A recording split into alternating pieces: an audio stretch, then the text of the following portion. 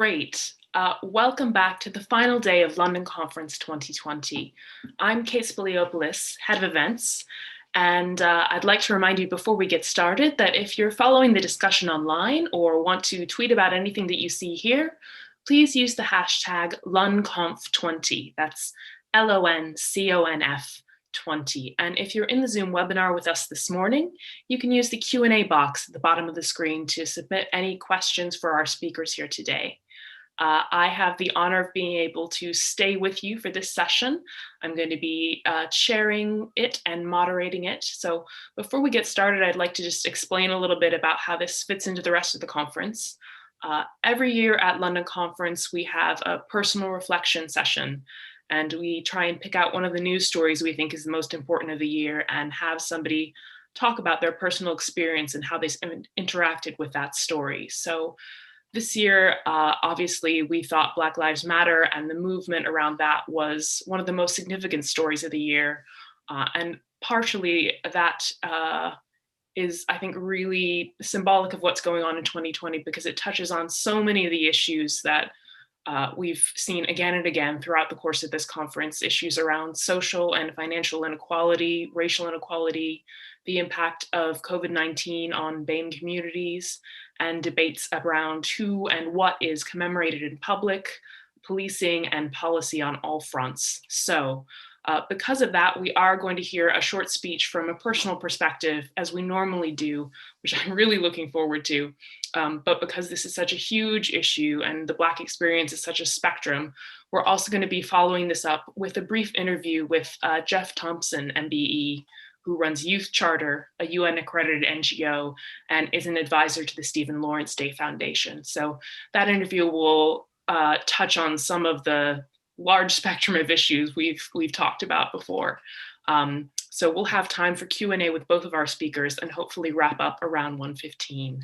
But to start with, as promised, we're going to hear a short address from Sayce Holmes Lewis, and he's the founder and CEO of Mentivity. It's a mentoring organization and alternative education provider that supports young people, schools, parents, and carers across London and beyond in Brighton. And actually, he's calling in from Kenya today, so wonderful. And Mentivity provides mentorship sessions for everyone, but they also provide special sessions tailored to BAME students around issues that they face, such as identity and inclusion. Sayce's speech is going to touch on some of those, but so much more, and I'm really, really looking forward to hearing from him. So Sayce Holmes Lewis, welcome to the London Conference stage. Thank you, Kate. Thank you so much. What a great introduction. I really, really appreciate you guys having me. I'm just going to share the screen. So yes, as Kate said, my name is Sayce Holmes Lewis. I'm the founder and CEO of Mentivity. And this picture is quite symbolic for me because this is the Aylesbury estate in Southeast London. So anyone that lives close to Elephant Castle, Camberwell, or Peckham will know the Aylesbury estate. At one time, it was the largest housing estate in the whole of Europe. And I'm very proud to come from the Aylesbury estate. And we'll touch on that a little bit later. But in terms of where it started for me, my grandparents were part of the Windrush generation, the well-documented Windrush generation. So from Barbados and Jamaica.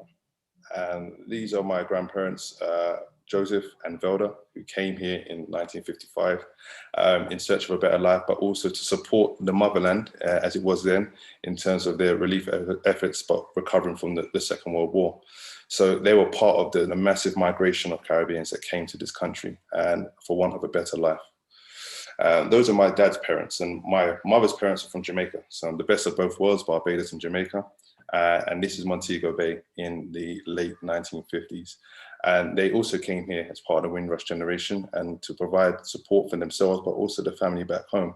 And it also was a sense of adventure coming to this country and their civic duty to actually give back to the country, which they kind of were part of in terms of the Commonwealth. So this is my grandfather, Harold, and my grandmother, Eula. Both my grandmothers were nurses, trained nurses. And that's what they wanted to do, was help people. And that was also one of the widespread professions that most of our Caribbeans came and took part in the UK. My grandfather was just a great man. They both were great men. My grandfather, Joe, worked at Waterloo Station for 37 years. My grandfather Harold did so many different jobs, but everything was at the heart of the community. He gave back to the community.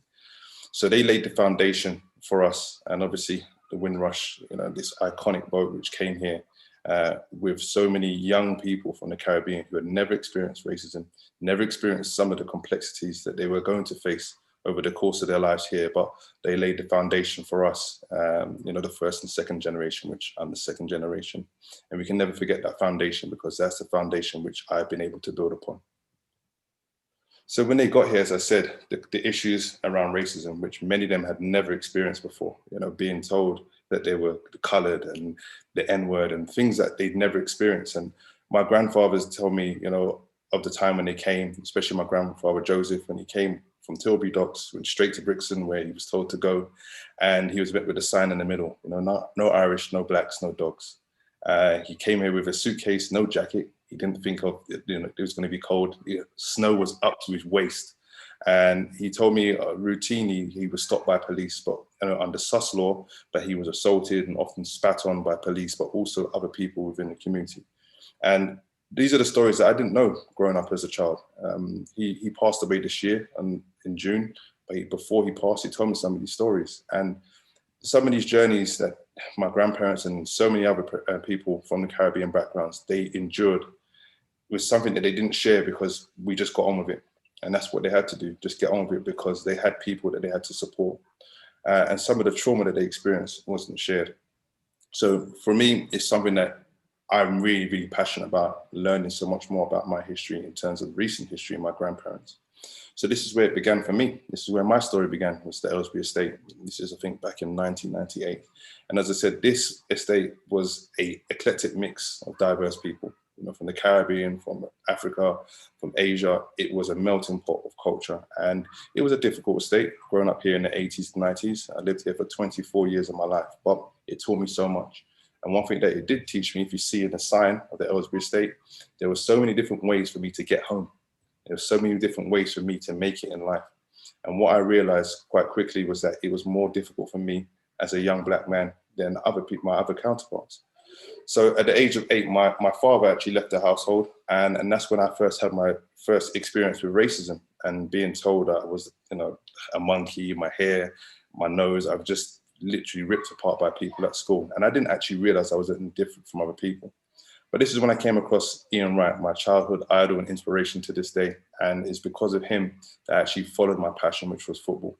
And that allowed me to focus on something that I was really passionate about, but also allowed me to navigate difficulties in my life. So this is me at the age of 11. Beneath the spine was a lot of pain. I was really struggling. I had an identity crisis between the ages of 8 and 11, where I actually didn't want to be black because of the abuse that I faced. I was literally chased down by groups of white boys, be in Bermondsey, could be in Ellesbury Estate, chased down, and it started to erode my self-confidence, my self-esteem, and I actually didn't know who I wanted to be. And as children, you want to do what's easiest. You want an easy life. And I actually didn't want to be black anymore because I thought that it would be easier if I was white. And between the ages of 8 and 11, despite the foundation that my grandparents gave me and my parents giving me and being proud of who I was, it started to erode at me every day. And it was a real struggle. So for 6 years, between the ages of 8 and 14, that's when my period of confusion began. Anger and resentment towards society, being abused routinely, and just because I had different colored skin. And it was a very frustrating time. And the journey was a difficult one. Progressing from primary school to secondary school, I went to Kingsdale School in West Dulwich, which isn't the fantastic school it is now. It was a very difficult school. We used to have security guards, patrolling, and that's how difficult it was. You had boys from Peckham, from Camberwell, from Brixton, from Lewisham. So it was a melting pot, and it was a real struggle at times, but it taught me everything that I needed to go forward in life and the harshness of the world. So at the age of 14, I was assaulted by a police officer just going home from school. I was playing football, a school match, and I left with about 15 of my friends after school. Went to Gypsy Hill train station. We got on the train. As I was sitting down, I was told to get off the train by a police officer who came onto the train. I stood up, being the person I am, I said, look, if you tell me what I've done, then I'll get off the train. If I haven't done anything, then I'm going to continue on my way. And he said, I'm telling you to get off the train. So I walked up to him. I said, please, officer, just let me know what I've done. If I can help you in any way, I'll get off the train. As soon as I finished that sentence, he dragged me off the train. He punched me, hit me twice in the abdomen with his truncheon. He then proceeded to handcuff me. He arrested me whilst doing that. He then dragged me along the platform by the handcuffs on my front, all the way down the platform, up 2 flights of stairs. Now, by this time, I had a number of bystanders and members of the public inquiring what was going on. My friends were going crazy. I was crying. I was in pain, very traumatized. At this point, we got to the top of the ticket office, the top of the stairs, and then he de-arrested me and said I can go home. So I went home extremely upset, traumatized, in pain. Told my mom when I got home. We lodged a complaint. The police came, took our statements, and then we went to take it further with our solicitor. So we put in a claim for assault against me from a police officer. And then in about 2-3 weeks later, we got a letter, a counterclaim from the police saying I had assaulted a police officer and I had to turn up at court. So at the same time, the Crown Prosecution Service came back and said there was a lack of evidence for them to take the case any further in terms of my assault claim against the police, despite having CCTV evidence, despite having eyewitness accounts. So that was my first period of experience of real injustice. So then I had to go to Camberwell Court as a 14-year-old in my school uniform in front of a judge to answer to assaulting a police officer, which I didn't do. At the end of that, I got a public order offence and then was basically sent on my way. So at that point in my life, I didn't want anything to do with the police. I was actually just disgusted, and that injustice stayed with me for 24 years. So during that time, for 24 years, I've been stopped and searched over 30 times. I've been stopped and searched by so many police. I've been stopped and searched at gunpoint. I've been arrested and not been told. I've been assaulted on more than one occasion by police. But because of what happened to me at the age of 14, I never took it further. I had no confidence in the police. I went down the correct channels, and for me, going down the right channels and complaining would end up with the same result. So the problem that it gave me in terms of the emotional impact of racism and stop and search was a constant anger and frustration. Anytime I got stopped by police, immediately angry. Consistently criminalized, despite working in the community since the age of 21. I told you about the identity crisis, but for me, that carried on throughout my adult life. Who do I have to be? Where do I have to be? What should I tell people about myself? And again, I just had to question myself in terms of what I wear, where I should be at certain times. The helplessness in terms of lodging a complaint, but not being heard. And the disdain towards the police and the confusion, and just feeling less than at times when it comes to stop and search, because it's a very dehumanizing experience. It's very degrading, especially in the public light, when you're on a main road and being stopped and searched, people looking at you like you're a criminal, even though I'm someone very positive in society. So during lockdown, I was out actually delivering food to friends that had lost family members to COVID. I'm a key worker. I was the founder of Mentivity. We're trying to provide support for the most vulnerable, which extended to young people, but also their parents. So I was actually delivering food to a friend that lost his mum. And that was the thing that I wanted to do. I wanted to try and give something to people because I know a lot of people were struggling emotionally and psychologically. So just that kind gesture of cooking food and delivering it was going to help people, whether it was temporarily or long term. So I was actually stopped and searched on the 5th of May this year. It's also the actual anniversary of my mentee's death, who was shot and killed in Kennington. So it was a very emotional day. And when I was stopped by the police, I actually started off with the normal anger and frustration in terms of my response. But I quickly realized that something needs to change within myself. And if I don't change within myself, I'm always going to get this treatment. So I'm going to play you a video, and this is what happened. Youth worker Sayce Holmes Lewis was stopped and searched during lockdown in May. He was taking food to a bereaved relative in South London. So searching my car for drugs, even though I told them what I do. They checked me, they're not found anything. No drugs were found. Like, you detain me because of what? Because of perception. Because you perceive me to be something I'm not. Which is just ridiculous. Sayce runs a mentoring program and knows his rights. He lodged a complaint. I understand that. But you know what's going to happen? I'm going to get you all in the room. I'm going to train you guys how to talk to young people. And so he did.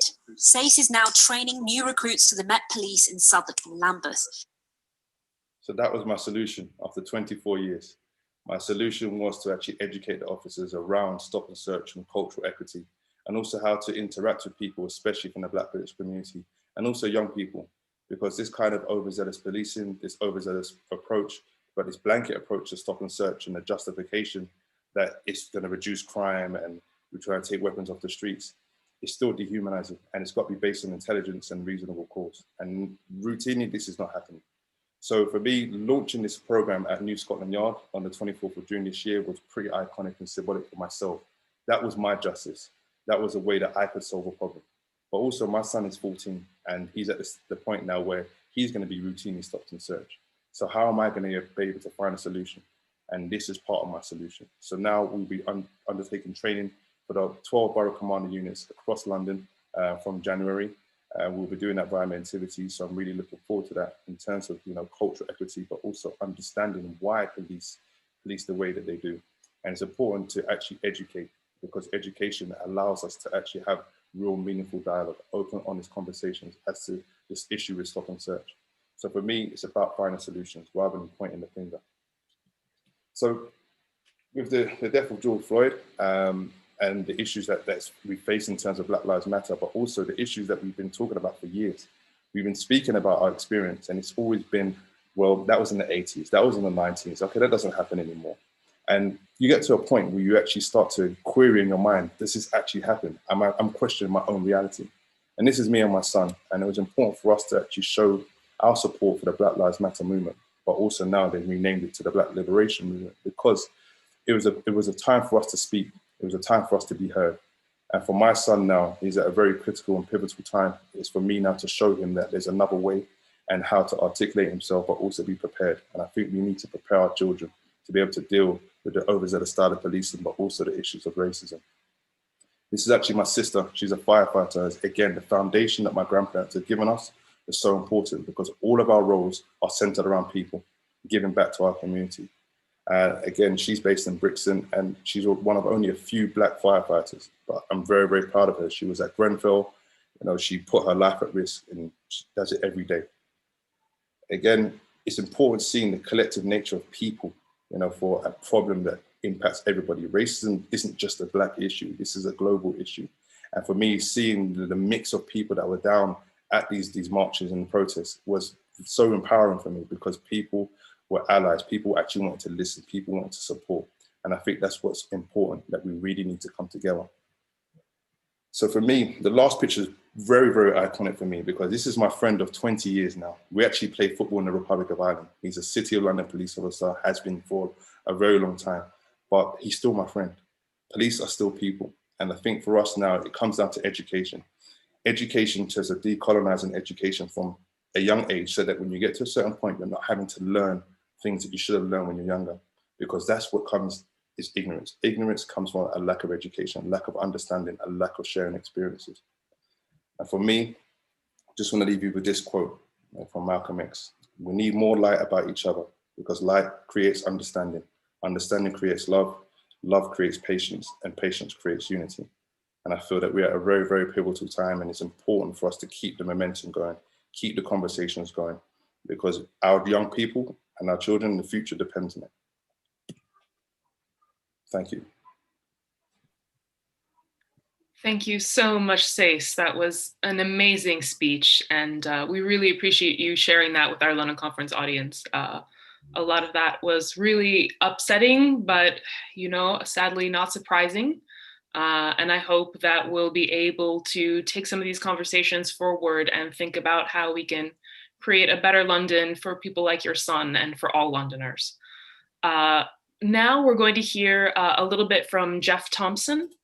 Geoff is a very well-respected person. He's a youth activist, a humanitarian, and a renowned expert in sports development and politics, with over 35 years of experience in bidding and hosting major games like the Olympic Games. And he's had a really positive impact in the area of sports and the arts through the founding of his youth charter organization, which is a UN accredited NGO and UK charity. And he also happens to be a former 5-time world karate champion, which is pretty incredible. So Geoff, you were born in Hackney and you started out your career in sport, and now you run Youth Charter and you're an advisor to the Stephen Lawrence Day Foundation. So can you tell us a little bit about your background, your career, and your life as a Londoner? Thank you, Kate, and thank you for having me.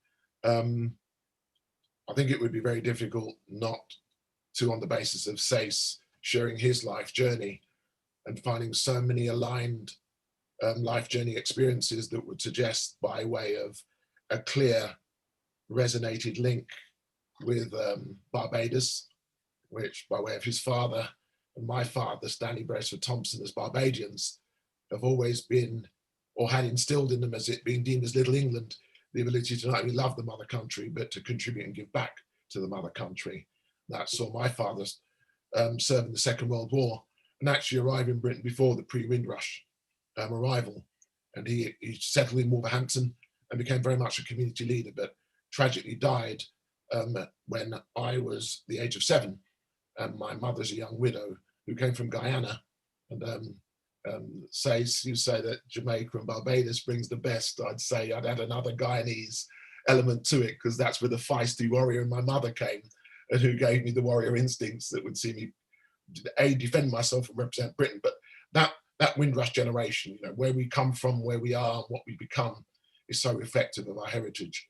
And I think having that disaffection that came from losing my father, moving from Wolverhampton, country boy, to the city, East End of London, saw me have the 2 chips on my shoulder, the colour of my skin, and the fact that I had an accent. Well, I could get rid of my accent, but I didn't get rid of my skin. And although you're in a diverse area of many migrating aspirations of hope and opportunity, the issue of racism and the ability to learn to avoid the racially extreme views and perceptions at the time were very much the order of the day. So my exposure or escape was sport and the arts. My mother brought me up in a very strict Christian household, and I was very much brought up by a community. I am the product of my community. But I avoided the National Front. I could run fast, but then when you stopped running, you had to be able to defend yourself. And I discovered karate as a means of simple self-defense. I then discovered a sport that I could compete. Travel broadens the mind. I then represented Britain in a period of dominance in the 80s. And during that time, there were riots. The then Prime Minister Margaret Thatcher, your medals have currency. I challenged her. She challenged me. And that saw me serve in public life for over 35 years. But in all of that time, sport, and whether it was the riots of the time, the sus laws of the time, I was very aware of my community and what was happening in my community. But my medals saw me progress into giving back in public life, and the bidding, hosting, and legacy of major games was where I was able to make my contribution. But notwithstanding that, January the 2nd, 1993, the shooting of a 14-year-old schoolboy, Benji Stanley, on the streets of Moss Side, Manchester, was me returning back to the streets. Months later, on April the 22nd, the murder of the 17-year-old teenager, Stephen Lawrence. In between that time, the murder of James Bulger. Things happened in threes. There was a debate in the House of Commons, and I felt it was the wrong debate. So I used all of my influence, and not many people say no to me, because the wonderful stereotype of labels still prevail, but they all came to Wembley, and I launched that youth charter to provide hope and opportunity for young people through sport, the arts and culture. And it was predominantly to address the disaffection that saw gang culture, violence, and lives lost on our streets. So you drew some parallels between yourself and what Sayce was talking about with his life story. Is there anything else you'd like to reflect on from what he's just presented to us? I think, just as I've said, having committed myself to 27 years of this work, and thinking that life lost in Benji Stanley would be the only life lost, and to still see the very same issues that see the cause, effect, and impact of educational attainment being very much at and to the detriment of our young men and worryingly women of colour, that leads to the mental, physical, and emotional disaffection and disadvantage that sees without hope and opportunity primarily a good job or good entrepreneurial investment, because they don't all want to work for anybody. There's some very creative and brilliant minds of potential, just to see the waste that leads to mental health, that leads to the universities of crime or the graveyard. It is not a nice journey. So when I see Sayce, I'm actually emboldened and inspired that he's and firstly alive, he's a father, and he has a son that he's already taking back to Africa as the birthplace of civilization, so he can have some sense of self-respect, identity, that he can belong and identify with him and with his heritage and ancestry. It is so important and is one of the major reasons that we're still facing the challenges that we face now and have done since May 25th and the George Floyd killing. Yeah, that's a wonderful reminder. So there's just been so much going on this year, but I'd like to ask you specifically about coronavirus. And Doreen Lawrence released her findings about the impact of COVID on the BAME community in the UK last week. I know you're familiar with those somewhat, and I'd just like to hear about your observations about the fact that coronavirus has had a vastly disproportionate impact on the BAME community. And is this, do you think, because of mistakes in policy making? And if so, what were they? I'll start with your last question first, because I think it's important to set the background and context that in a society of class, the social, cultural, and economic life chances will be predetermined by what you look like, where you come from, what you believe in, and what you sound like. I've always firmly said that to be the case. If you look at the migrating Windrush generation, who laid, as Sayce said, the foundation for hope and opportunity for future generations, it's quite clear that there have been institutional, systemic, and I think political policy decisions that have not best served the community that I represent and that I have come from, and of Sayce, representing where Sayce has come from. And you have to look at that in the social, cultural, economic position of that particular, in terms, minority. I'd like to say a representation of the many cultures that make up this green and pleasant land. Consistent policies have failed. Most recently, the racial disparity audit by the last Prime Minister, Theresa May, was meant to address these inequalities. And they were informed by the Lord Macpherson report, which was produced as a result of the Stephen Lawrence murder. And the recommendations were made, institutional racism was acknowledged, an honest and difficult discussion took place. But years on, nothing has happened. None of those recommendations have actually translated into something sustainably impactful and beneficial to those who are such as a minority. We're only 1.1% of a 7% minority in this country. Therefore, it is my contention it can be difficult to socially, culturally, economically embed us, not include us, because that's power. That's racial power. And we're not empowered to have that embedded inclusion to make a positive contribution to ourselves and to society. So policies have been failed by consistent governments of whatever political colour. I've served 7 prime ministers in public life, and they've all had a default on this position. We now look at ourselves to where we are now. There is now a Racial Disparity Commission that is now being led.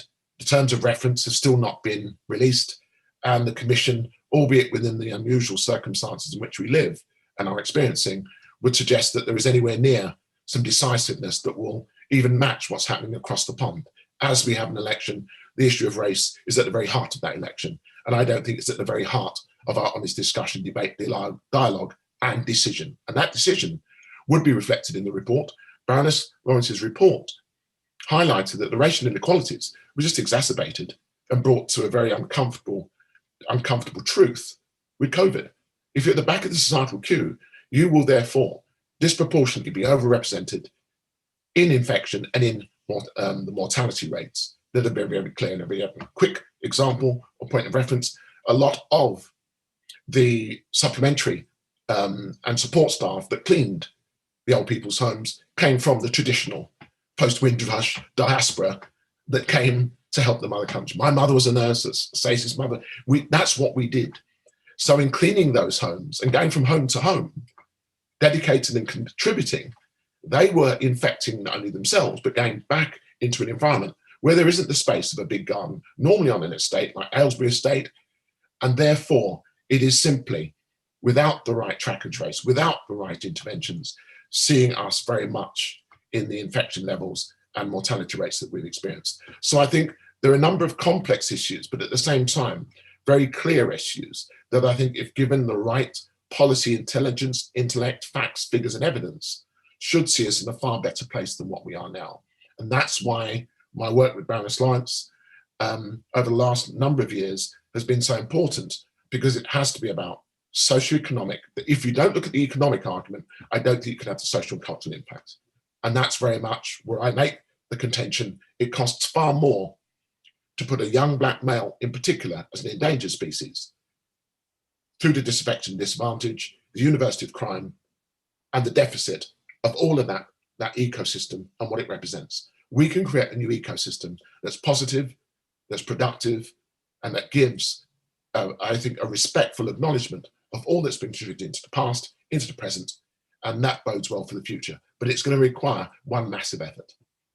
Yes, that's absolutely true. And obviously, acting on their own recommendations would be a good place for the government to start. But since we are where we're at now, what do you think would be maybe some initial actions that we could take, that central government could take, or the Mayor of London could take to help the Black community in London right now during lockdown 2? I welcome commissions, I welcome reports, I welcome inquiries, but I'm an activist. I think it is not beyond us to have a task force, an action plan, and to deliver on it, and then to be held account. And I think young people are holding us to account now, not only here, but globally. I believe that last year on March the 7th, myself, Baroness Lawrence, Lord Sebastian Coe, launched a call to action. Clear proposals, clear plans, where we engage young people through sport, art, culture, and latterly digital. We equip them with the mental, physical, and emotional, life skills and resilience, and then we empower them with an aspiration of further higher education, employability, or entrepreneurship. Costed, clear plan, 10 major cities, and representatives making up that plan with monthly, bi-monthly reviews of where we've got to, where we haven't got to, and what we need to do to adjust. For some reason, that hasn't happened.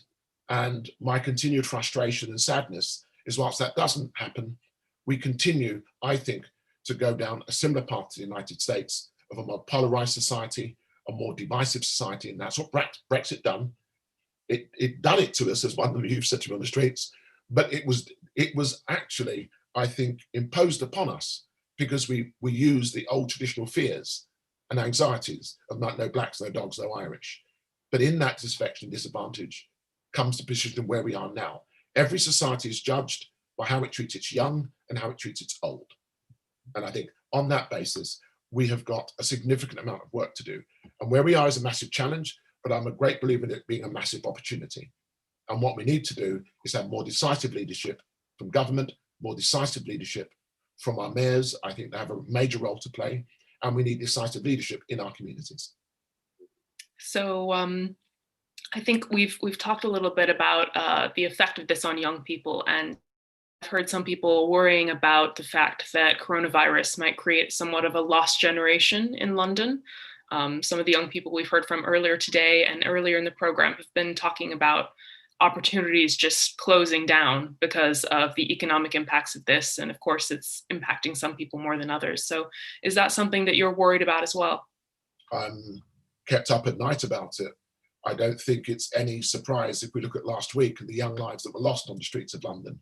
That's where I go into a sense of deep frustration, and then I'm very motivated as to how we stop this cycle. The lost generation has been in many respects something that young people have had to be dealing with for, at least to my mind and to my experience, over a decade, where it's really become acute and it's really become apparent that young people have no hope, have no opportunity. When that happens, you can only start to see the civil unrest and the civic concerns. Now, on the basis we don't have enough money, well, I'm of the view we can be more effective, more efficient on how we use the limited resources. That means we have to work in partnership. We have to work in collaboration.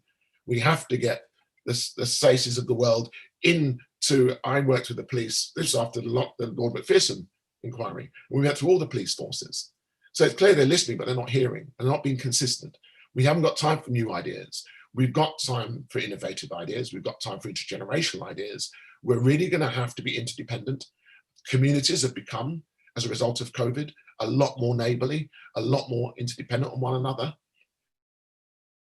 It needs to be underpinned with significant resources. And in 1997, if we recall, the new Labour government initiated a windfall tax. I'm for a windfall tax on all those companies who have made money during this period of time. And let's see that in a properly dedicated fund. And let's see it properly invested into young people. And let's see them become creative and responsible to and for that fund. And let them take some responsibility in what we face as challenge and what they concern in improving the world that they will have to inherit.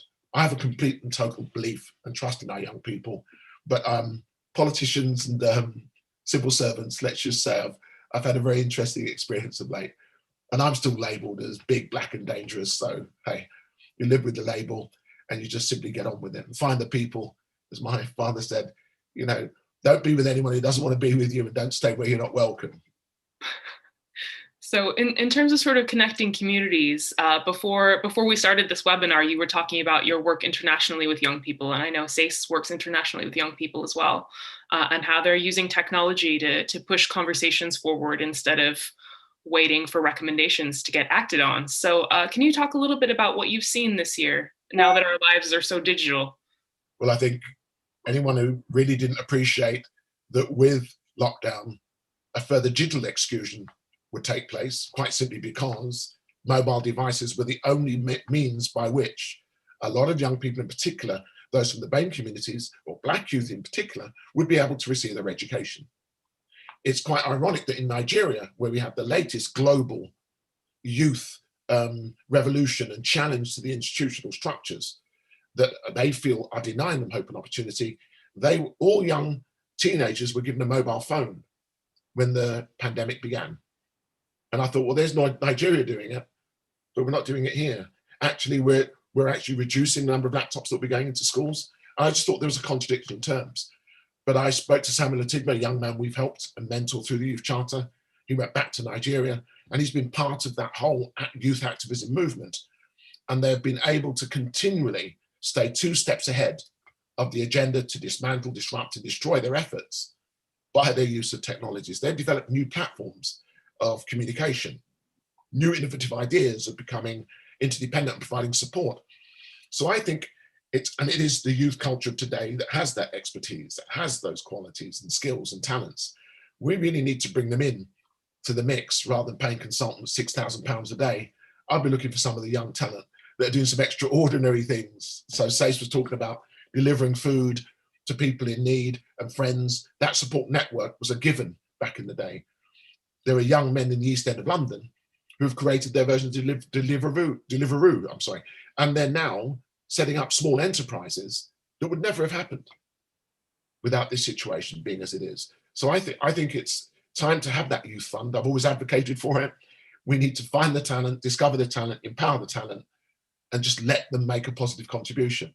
And there's nothing better than confidence, and there's nothing better than enthusiasm. And I think at the moment we need some of that. It's as equally powerful as a vaccine as anything they're currently concocting to give us in the future.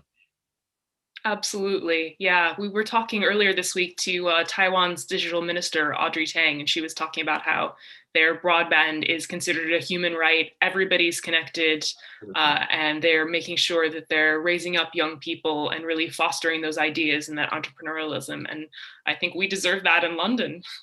Well, this is one of the leading cities in the world, the most diverse city in the world. The East End of London is now the most multicultural, diverse conurbation in the world.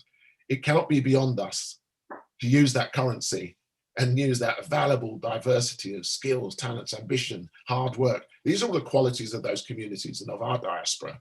And I think we should be recognized for that, respected for that, and be given the chances that are deserved, because we stand on shoulders of great post-war Windrush, migratory leaders and leaderines. And Sayce spoke about his parents. My mother's 91, I'm a confirmed mummy's boy. And as far as I'm concerned, she's the queen. And we just dropped her back into our Irving Road council flat. She's been there for 50 years. She isn't moving. She isn't going anywhere. But, you know, we put that support around her. Our neighbours are looking after her. And that's the type of spirit we're going to need in a country we're told responds to adversity. Well, I'd like to see what that looks like. And I wouldn't like it seen as an exclusive cultural privilege. It should be affordable to everybody. And as you say, the digital age is a fundamental human right. My mother she now speaks on a mobile phone to her 3 grandchildren or anyone, and they're all 3 of them on the same device. And she's just in awe of how that's all happening. That's giving her the type of stimulation she needs. And I think there's an intergenerational piece we have to look at, how young people can intergenerationally help restore, rebuild, and re-empower our communities. Yeah, that's absolutely right. One of the things you mentioned that I wanted to just address briefly before we wrap things up towards the end is standing on the shoulders of wonderful things that previous generations have achieved and maybe haven't been fully recognized so far in London and in the UK. Earlier this week, we had a discussion about London's contentious history and statues that are associated with transatlantic slave trade or British colonialism. And the historian David Olusoga was saying that he doesn't believe statues and memorials teach history very well. He thinks they encourage hero worship, which is really unfortunate and unnecessary. But on the other hand, another panelist, Sundar Katwala, who's the CEO or director of British Futures, was saying that he thinks if they're put in the right context and chosen good design, good history, they actually really bring communities together around a shared past. So I know you've been part of the Windrush Commemoration Committee. How do you feel about that, Geoff? Firstly, statues are a historical fact. We cannot change history. I would like all of the attention, energy, discussion, debate, and dialogue in relation to the statues focused on the here and now and what that looks like in the future. So my agreement to participate in the Windrush Commemoration Committee was in recognition of Sayce's mother and father, my mother and father, and all of those who made that brave, bold journey. And I think if we get this into context and we look at this is what the past looked like, but this is what the present looks like. And this is what the commemoration plaques look like, where we see that diversity and contribution by that diaspora respected, recognized, and acknowledged. The Windrush statue will do just that. Baroness Willa Benjamin and a wonderful committee are working to that end. And that's not in any way distracting from the Windrush scandal, where the compensation needs to be paid, and rightfully so. And let's have a group of lawyers pro bono assisting those individuals to fill in those applications. It's a bureaucracy designed so. But what I'm saying is that statue is absolutely critical. It will be at Waterloo Station. Sayce spoke about his father working at Waterloo Station, and I would argue to all those that it needs to go to Brixton, it needs to go to Hands. It could have gone anywhere where the historical soul of that Windrush generation would have resided. But at Waterloo Station, can you imagine how many people will see that statue from all different walks of life, from all different cultures, and all be exposed to that absolute symbol of what so many struggles have represented, the resilience of our diaspora. And more importantly, at a time it will be launched, unveiled, as Britain welcomes the Commonwealth to this country for the Birmingham 2022 Commonwealth Games. I can't think of a better opportunity of celebrating everything that we represent. And it will have a whole interactive element that will reach all of those communities. So I continue to remain the ultimate optimist in what this country represents, past, present, and future. That's why the educational aspect of Baroness Dorian Lawrence, the foundation, the collaboration, Black History-wise, will be shared with everybody, because all it says is it doesn't need to be a month of Black history. And as Baroness Lawrence has advocated for, and I'm fully an advocate of that, Keir Starmer, everyone's calling for history in our classrooms and beyond our classrooms, beyond the school gate, to be accurate, truthful, and reflective of people of colour who've made a positive contribution. That way, ignorance is no longer an excuse. But I don't think it is wrong to change history for the right reasons. So statues remain, but are replaced in balance with the positive contributions made by people from the African diaspora, the Commonwealth in all that it represents, its location, with the hundreds of thousands of people, millions of people who will pass through that statue and go, guess what?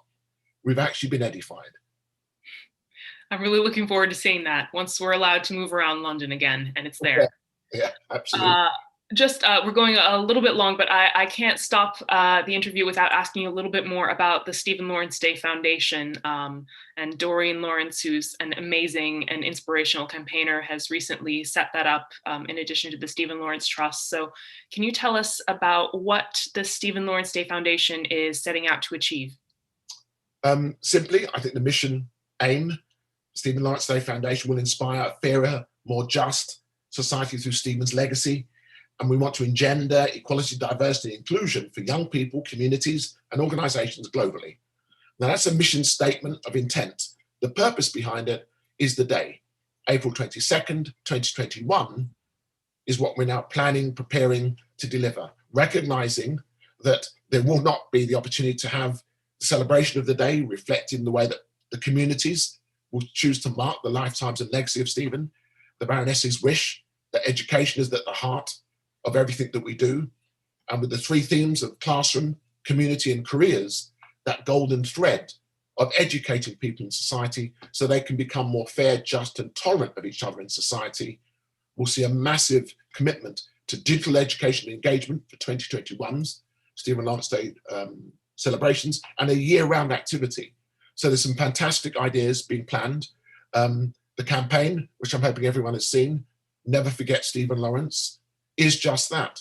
Never forget him, because he represents and has become a symbol of everything that young people who look like him need to be given hope and opportunity so that they can realize their potential. I don't think people quite understand the importance of it, but let's just say I've left a footprint, and all I would ask is you go to the website, StephenLawrenceDayFoundation.org, theyouthcharter.org. We're building collaborations and partnerships, and we're just going to meet the challenges and opportunities that lie ahead with the spirit, I think, the resilience and the symbolism that Baroness Doreen Lawrence represents. Yeah, we'll be sure to share both of those on our social media as well so people can follow up. And now I'd like to just open up the questions a little bit more. If Sayce is happy to come back in, I've got one from the Q&A box that I think should be relevant to you. I know a lot of us, when we were seeing your presentation, we were looking at you presenting to that room full of Southwark and Lambeth police officers, and it looked a certain way. So we were wondering how, Mario specifically from the Q&A box is wondering how we can ensure greater representation on the police force so that it's more reflective of London. And she'd also like to know, do you think that ensuring this would alleviate the bias that exists in stop and search, or is that something else? So to be honest, that's part of my approach to working with the Met Police. There's a three-strand approach. So initially is the stop and search and cultural equity training, but also we have a program called the Raising Aspirations Project at Mentivity, which we want to help around the recruiting strategy of the police, because we need to have a police force, especially in London, it's more reflective of the demographic that it serves.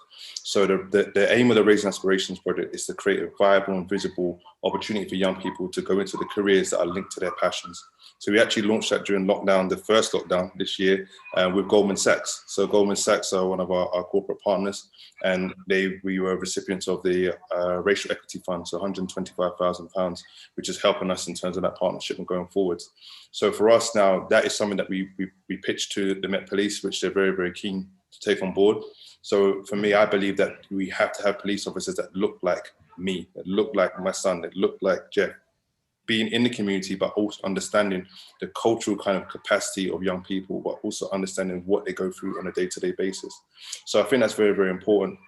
And that will help to kind of change and hopefully shift some of the attitudes within the Met Police. As we know, they are institutionally racist, but not every officer is racist. But it's about the education and actually reshaping that education so it reflects what a police officer should be. You know, so Robert Peel said, the police are the public are the police. So we need to hold them to account.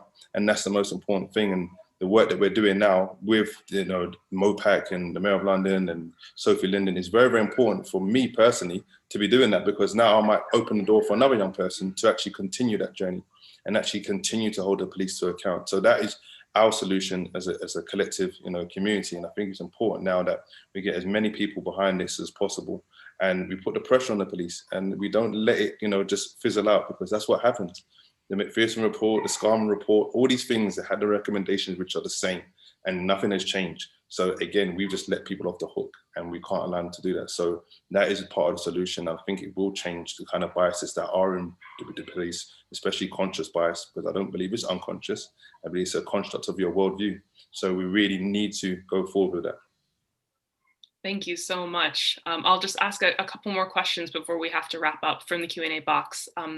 Deneen would like to know, since you both work with young people, how do we support school-age people that are feeling a little bit lost right now? Because she says a lot of the teachers that she knows don't have the capacity to provide pastoral care right now. So what are you seeing in the people that you're working with, and what would you say to that? I think there is a massive job of work to be done. We all know what the traditional youth workers used to provide. they provided that pastoral care. We've advocated social coaches. Sayce is a social coach. He has real life, lived experience. He can build that relationship of trust, confidence, and respect. Our police officers, by the way, rather than stopping and searching, can be stopping and talking to the young people that they happen to know, because they actually work with them in their sporting and artistic activity. So the social coaches we've advocated for many years and delivered globally. But more importantly, at this moment in time, I believe that we should have these individuals available online to actually just have what many young people do. They talk, they express, they have views, they want to be able to bounce them by people and with people.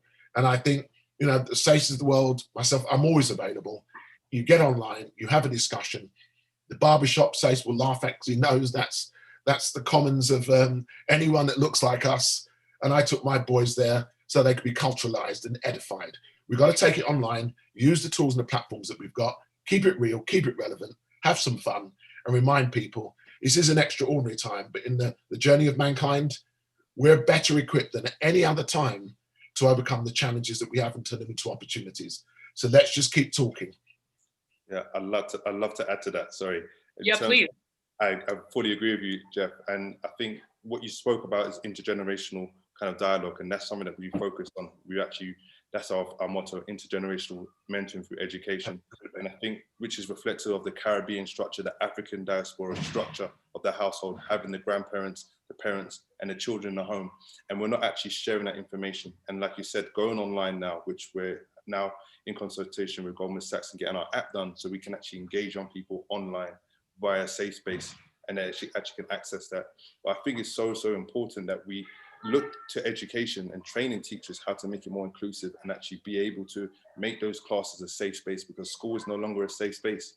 Schools now, if you low-level disruption can get you excluded, and that then puts you on a route to actually destruction. So again, it's about that education and sharing experiences through conversation-based learning, which that's what we really focus on at Mentivity. So yeah, totally agree with you, Geoff. That sounds great. Yeah, I think it'd be really wonderful to take some of these structures that we've been using forever and we know really work, and see how we can apply them to new technologies and just, yeah, push things forward. I think we've got time for one more question. Let's see. We have a question here asking, do we think we need radical interventions like reparations to overcome ingrained divides? The question's been asked. Robert Smith, the African-American billionaire, with the Black Lives Matter movement, George Floyd, actually put the 2% plan to corporate America. 2% top sliced into a fund to empower Black achievement, Black potential, and Black realization. And it had all of the 400 years that many would recognize or not, but ultimately reflected in reparation. Reparation is not a popular word in America because it means money, it means economics. Robert Smith has now developed that as a global plan. And we're having discussions as to what that looks like. It goes back to the point that Sayce was made. Intergenerational, holistic, sustainable, impactful. But the radical change is going to have to come in economics. The Youth Charter is launching a reparation charter. So I'm going to reveal it. It's going to be specifically designed to engage, equip, and empower young people of color, young people who are Black and have been consistently marginalized at the back of society, with the right type of investment, not a donation. This isn't a donation culture. Young people are an investment and they can give a good return on that investment. So the plans are being developed as we speak. We intend to launch the reparation charter before the end of the year. And it has a carefully worked out plan. We will engage 10 cities throughout the country. We will aim to engage, equip, and empower 1 million young people of color and turn the negative economic, physical costs of not giving them hope and opportunity into a positive ecosystem, and then seek to go to Treasury so they can provide a sovereign bond to underwrite it. And if you have the impact, we've got an impact matrix, people will see the performance of this approach. And once you get confidence, you get more investment. And all I say is, it's got to be better having them in here talking to us in society than outside waiting for us. We can't continue to go through the failed approaches of yesteryear. We've got to now have a carefully worked out, justified, well-considered plan. So the reparation charter is something I will share.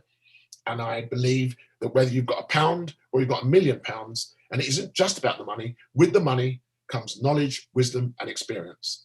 And the village brings up the child. so the community can give our youth hope and opportunity.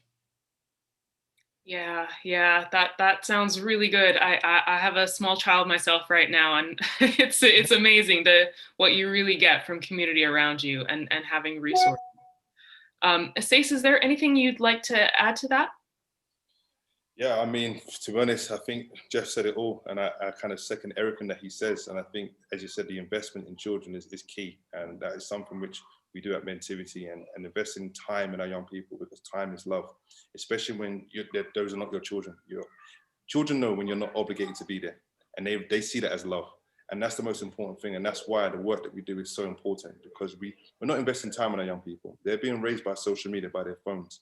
They don't know how to hold conversations. And again, this is because us as adults, we have created the environment, and we blame them for what they're doing now, even though we created the environment. So it's very, very important that we invest time and also resources. And obviously from the economic standpoint, that we invest this all in our young people, because then we will see a real change. Yeah, that's great. So I think we're going to wrap up the session now. Thank you so much to Sayce Holmes Lewis and to Geoff Thompson for being with us today and sharing all that they've learned and experienced. I think that's really, really valuable. And I know that we're going to keep talking about this inside Centre for London and hopefully publish a few ideas on the back of what we've talked about today. I need to thank our sponsors now. Thank you to the sponsors of London Conference 2020, the Corporation of the City of London, L&Q and Uber, supporting sponsors London Councils, London Legacy Development Corporation, the London Property Alliance, the Greater London Authority, Primera and Trust for London, and exhibiting sponsors Commonplace and Port of London Authority. So we've talked a lot about young people in this session today. The last session of London Conference will be starting at 3 p.m. And it's based on our quickfire ideas round, where people use about 5 minutes to pitch a new idea they have, but we're mixing it up this year. We're not going to do pitching new ideas for London. We're just going to focus on things young people have done already and succeeded with this year. So it should be a really great session. And we've just tried to theme it about everything we've talked about this week. How are we going to make the London that we want to see and take these steps? So thank you very much, everyone. And we will see you later. Goodbye. Thank you. Bye-bye. Bye-bye.